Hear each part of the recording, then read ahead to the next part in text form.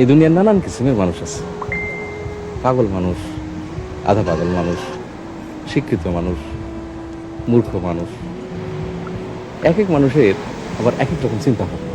Madam, মানুষ যখন একা থাকে তখন কিন্তু আসলে সে একা থাকে না, তার মনের ভিতরের মানুষগুলো তাকে ঘিরে থাকে।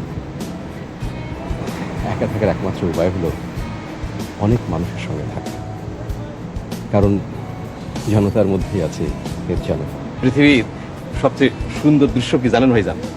পরিবারের সবাই কোনো একটা কারণে একসঙ্গে হাসাহাসি করছে, এইটাই জগতের মধুর দৃশ্য। আবার সবাই একসঙ্গে মিলে কান্নার দৃশ্য হয়ে যায় না। জি ভাইজান, তবে কাঁদতে হবে একসঙ্গে। এই যেমন ধরে আপনার মায়ের যখন মৃত্যু হবে আপনারা সবাই মিলে কাঁদবেন, সেই দৃশ্য বড় মধুর দৃশ্য। এক এক মানুষের আবার এক এক রকম চিন্তা ভাবনা।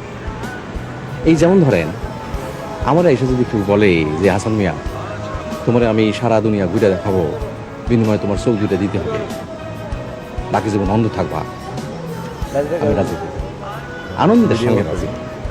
আমি আমার একটা কিডনি বেঁচে সুন্দর করে দেখা যায় এগুলো। আল্লাহর অশেষ মেহেরবানি, কিডনির বাজার এখন খুব ভালো, ক্ষেত্র বিশেষে লাখ টাকা পাওয়া যায়। আর দেশ বিদেশ ঘুরে এই ধরেন স্যার হাতের কাছে নেপাল,